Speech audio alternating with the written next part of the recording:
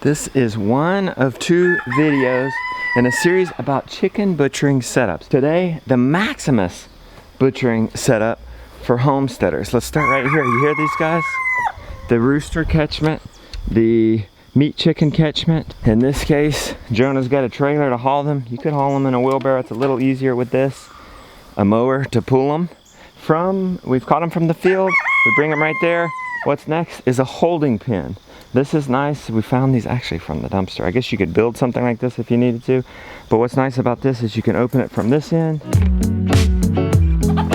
where you bring the chickens up. They hold in there. That gives them a little bit more room. They don't have to hang out in that crate all day. We open it here on this end to bring them right here to the stainless steel killing cones. This is a turkey size. It's just out for demo. This is the good one for the Cornish cross. It's a large stainless steel killing cone.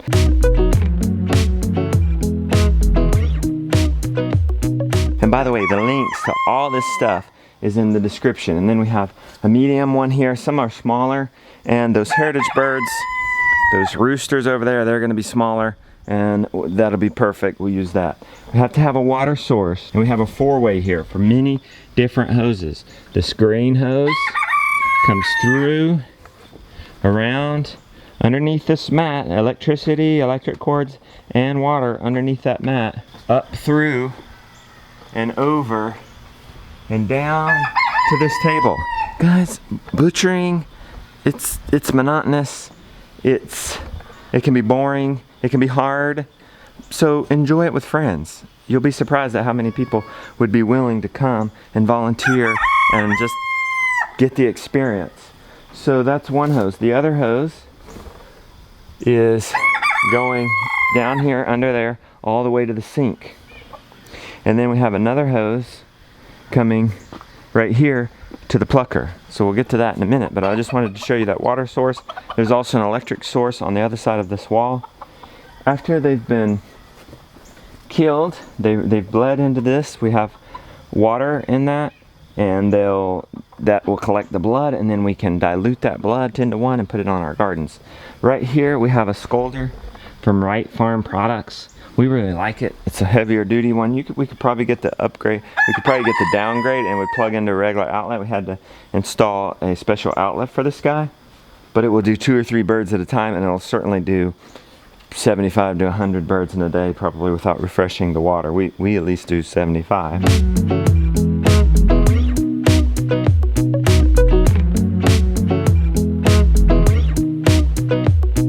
We have a pot here to cool them off. As soon as they've scalded, we dip them in that, and that stops the cooking process. Guys, we're right underneath a tent, a 10 by 10 tent. And that's important. That's important. It's supposed to rain today. You want to keep the sun off you. The last thing you want to do when you're pulling guts out of a chicken is be hot. So we scalded them, and we notice how this is in a line. We have the killing, we have the catchment, the killing, the scalding, and then what? The plucking.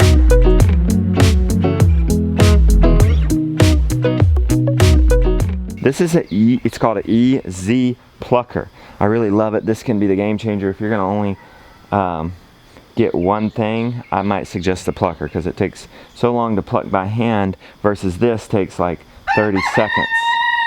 Feathers come out right there. We'll wheelbarrow them off, or you could bucket them off or bag them off and put them on gardens as mulch, feed them to the chickens as extra protein. Notice I have my hose lines, hanging up out of the air, not down on the ground. Notice we have our electricity. We have a protector for our extension cord.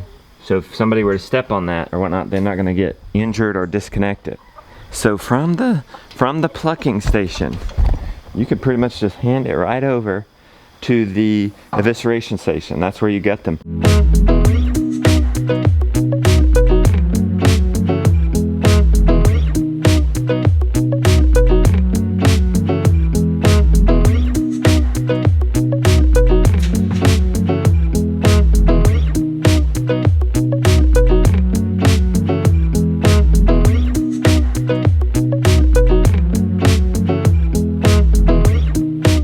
This is a stainless steel sink from the metal yard.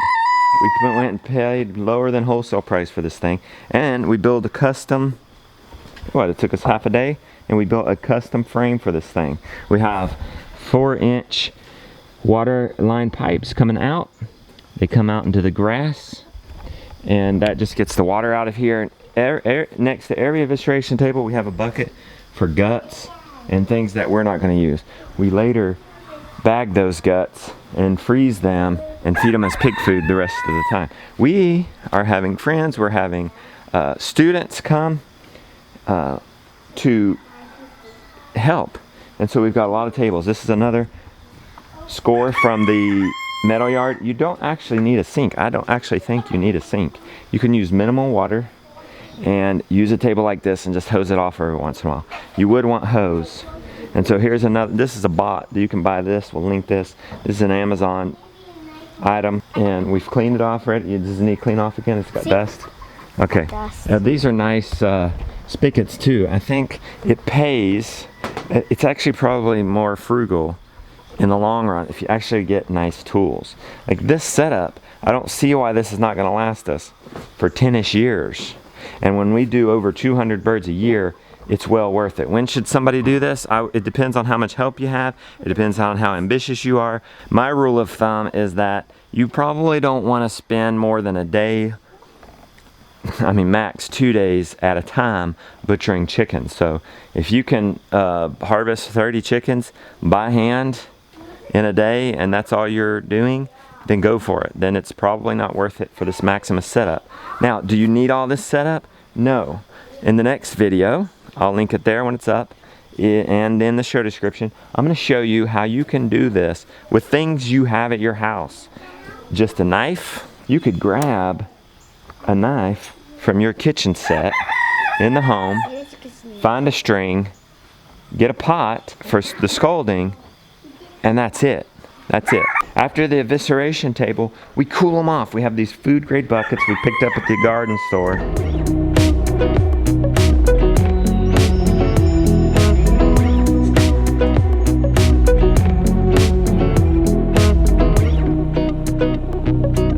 But these are food grade. We dump a bunch of ice in there, like 8-10 bags of ice. We put our chickens in there. That cools them quickly. You want to cool them quickly. We grab one of our tables that we're not using anymore because we're done eviscerating. We grab these roasters and we put them on this table and we let them dry. Air dry a bit. You can also towel dry them. And then we have a turkey fryer with a propane stove that we heat up, and that helps us bag the chickens. And once they're bagged, we're done. It's over. They go in the freezer. That's it.